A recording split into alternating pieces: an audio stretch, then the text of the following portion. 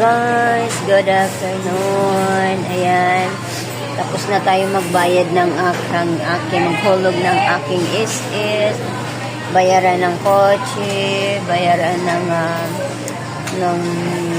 bahay, guys. Kumuha kasi ako ng panibago kong investment, yung aking bahay, guys, para although tatlo na yung bahay ko, pero kukuha pa rin ako para paupahan, guys. Investment din yun.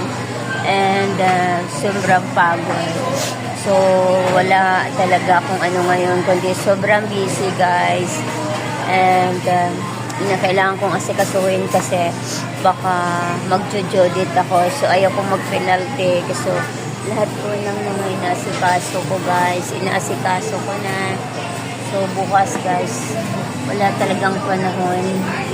And bukas, may lalakaran na naman tayo. So, yan lang po, guys.